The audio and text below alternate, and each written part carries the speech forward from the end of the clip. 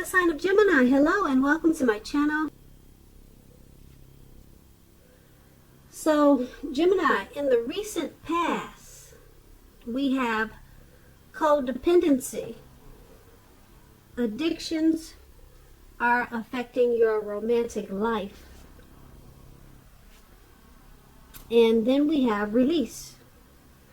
Now, release it's about letting go. When we release our attachment to the outcome, we allow the power of grace to work its magic.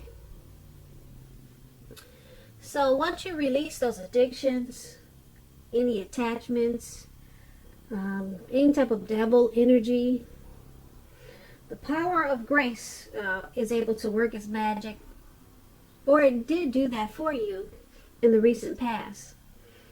So that was pretty much something that you needed to work on, because we all have things that we deal with, and a lot of people have some codependencies, and once you release those, that's when the magic happens. And that is in your recent past. So let's move over to the present. We have the Five of Cups and the Seven of Swords. Now, the Five of Cups, it's another card which reminds us that where we put our focus in life has a great deal to do with the quality of our lives and how well they work for us. You would probably need to ask yourself the question, what are you going to choose to focus on? Because the implication is extremely clear. Are you going to cry over spilt milk, or are you going to focus on the milk that you still have and get on with things? The point is, watch where you put your focus at this time and make sure that the focus is for your highest good. And when we're talking about love and relationships, and we have the Five of Cups, you may have just ended, or maybe about to start the process of ending a love relationship. But you have to realize that all is not lost.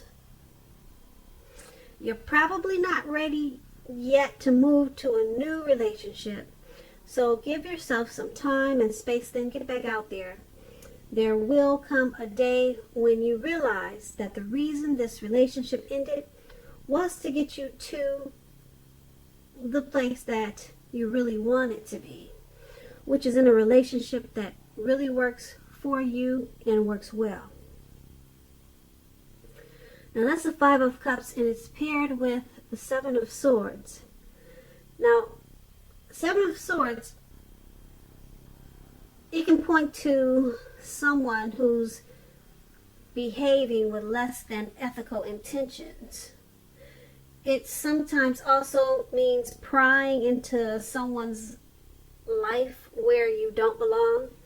If you sense that someone is spying on you, you may be right if you are tempted to dig through someone else's life, unless it's that of your minor child who has given you cause for concern. Then make sure you resist the impulse, because everyone deserves privacy. And when the Seven of Swords speaks about love and relationships, if you're already in a committed relationship, the clear message is that trust is crucial. Trust is very crucial at this time. If you're feeling suspicious for some reason about your partner, make it a point to talk about it, even if it's difficult. Being passive aggressive is only going to make things worse. And if you're looking for love at this time, you may meet someone interesting now. But try to avoid appearing as though you're just not interested in a relationship, because prospective suitors, they will move on to someone who is more engaged or engaging. So you're gonna have to try to strive for balance at this time. So basically, with these two cards paired together for your present time, make sure you're not crying over spilt milk, because just be happy with what you still have. I'm sure you still have some milk in that cup. You're just looking back on what's on the floor. You don't want to do that at this time. So you want to focus on the quality of your life. And if you're in a relationship, it may be about to end or in the process of ending, just to get you to where you really need to be. Because with the Seven of Swords, it points to someone stalking, prying, spying, not being trusting or trustful. This could be you or the person that you're dealing with, okay? And it seems like it's causing a problem in the relationship. So trust is crucial. And without trust, I mean, what do you have? So like I said, I'm not saying the relationship is ending, but with the Five of Cups, it may be to the start of the process of ending, about to start. But I'm not saying it's ending. It's like I said, it could be in the process of it. And that's with the Five of Cups and the Seven of Swords is saying for you in the present time. Now let's move on to how your person is seeing you. Now we have the Five of Swords and the Three of Cups. Now, just to explain the Five of Swords, you're likely to find yourself with some mixed feelings about life in general and probably about a few people in particular. Don't ignore these, but don't feel like you have to speak every word you're thinking and feeling either, because that could ruin the very things that you want the most, such as intimate relationships with your friends and lovers. Make sure you think several times before you let someone have it, even if you know they deserve it. You have to pick your battles wisely. Choose your battles carefully at this time. Okay, and when it comes to questions of love and how your partner is seeing you, now with the Five of Swords, conflict is near. Things may not work out as you would have hoped with a love relationship. Think calmly and carefully about what your deal breakers are in the relationship. Be honest with yourself first, then be honest with your partner. Accept the reality. So your partner is seeing you, or the person you're dealing with, they're seeing you with a lot of conflict. That's how they see you.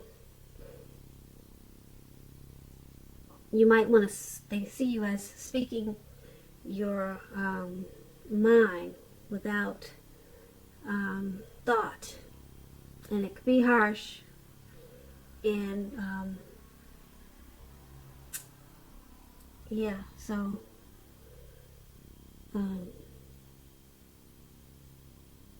the Five of Swords is paired with the Three of Cups.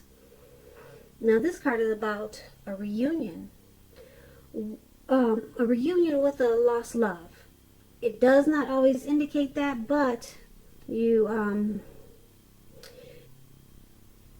if you're single, the most likely interpretation of what type of past person this is is that you'll likely meet a new love soon.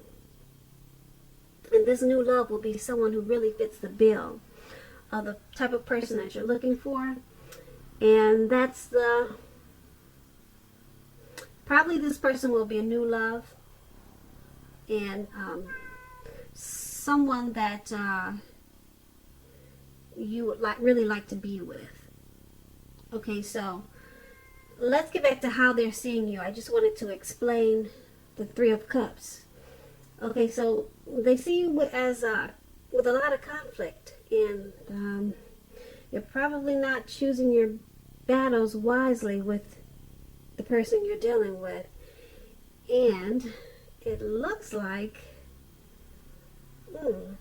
well, with the Three of Cups, it's about a return from a past person, a reunion, but then it could also be a third-party situation. So I'm picking up that third-party situation. Okay, instead of the reunion, that's just what I'm feeling. Okay, third-party situation is causing you to have a lot of conflict and harsh words with your partner. Okay, your partner may be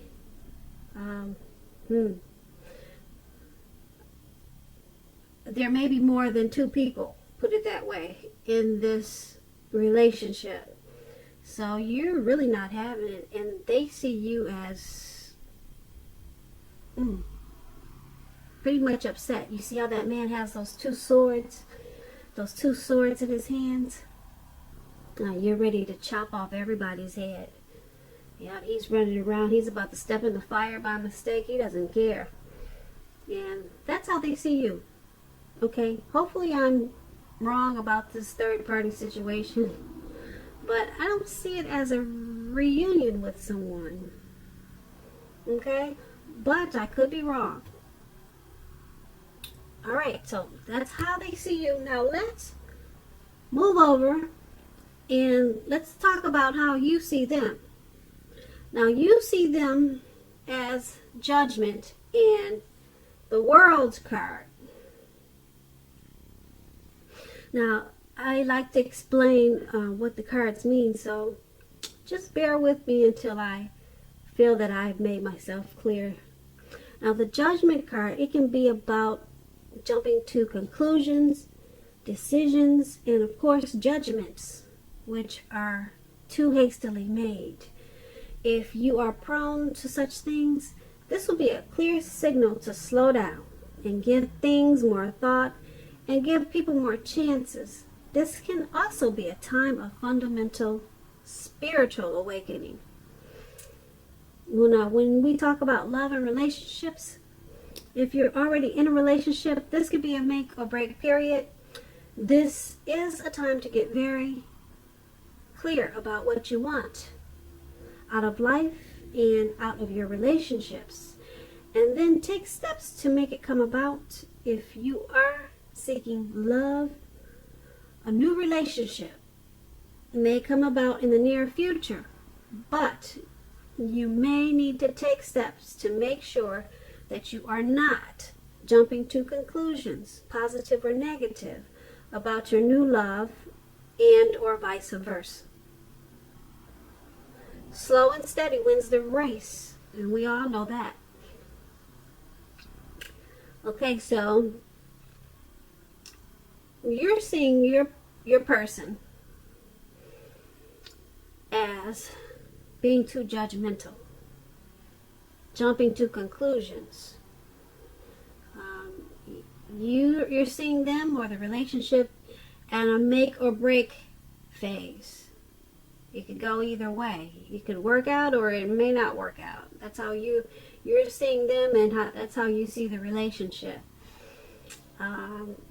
They're, like I said, you see them as very jumping to a lot of conclusions, making decisions that are too hastily made. They're not giving you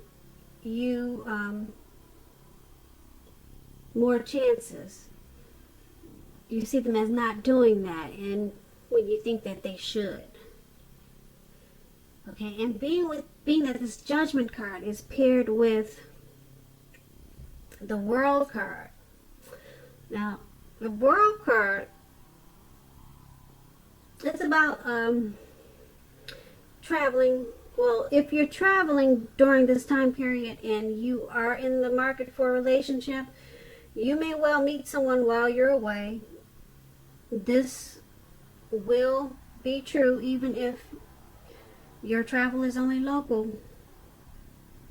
and not far away. Don't be afraid to mix and mingle and talk to strangers.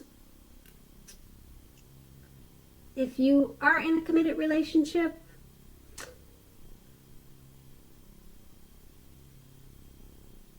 you are likely to find it rising to new and better heights. Things in the love department, they should be quite interesting, but in a good way. Okay, so you see them as, once again, judgmental.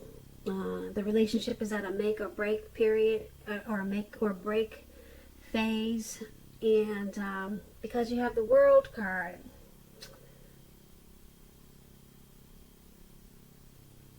the World card is about moving the relationship to a new level,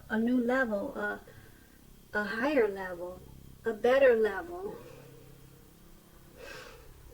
So it looks like the relationship has become more committed. Okay, so, or you want that.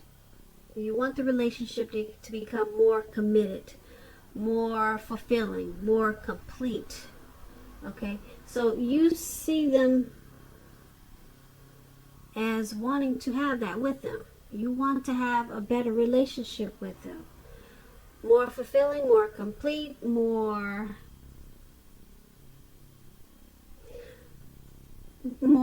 higher, more better. That's not the right way to say that. You higher or better. That's how you want the relationship to go.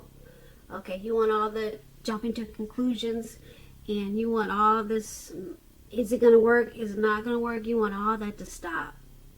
So that's how you see them, that's how you're seeing the relationship. Okay, so let's move over to why it's all happening. Now we have the Hangman and the Tower card. Now the Hangman, it generally shows that you are at a crossroads. One with only two options, in or out, up or down, yes or no. You may find yourself very much wanting to do something, but having no idea what it is or how it is to do it. If that happens, that's a clear sign that you should stop, relax, and look at ways that you might need to let go of attempts to control life situations, people and things. It's possible that there's an outdated attitude or wish that you need to let go of. Any sacrifice that you make, it's going to open up your life to something even more positive than what you're letting go of. All in all, this should be a thoughtful, reflective time, particularly if you are willing to look at if or how you might best serve your own interests by being willing to change.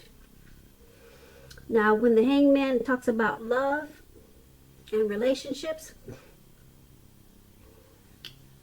the theme can be one of letting go. Letting go of an unattainable lover, for example, it will bring about the possibility that someone that you can be with will be there for you. But that's only one example. You may need to let go of a vision of a particular kind of relationship as being the only way that you can be happy. If you're in a long-term relationship, it too may well be at a crossroads. If you think the relationship is fabulous, be sure to find out where your partner's head is. Find out what their state of affairs is. Okay, so why it's all happening is because the relationship is at a crossroads. There's probably an outdated attitude or something outdated in the relationship. Like I said, it could be the way you're thinking a relationship should be. That could be you or your person. You probably need to change that ideal of how you think a relationship should be. Maybe it's outdated. Maybe you need to update it and come into the future of a new way of thinking about how a relationship should be. Maybe you have an outdated, old-fashioned way of thinking. Okay? Or, like I said, you could be letting go of the relationship or the outdated attitude.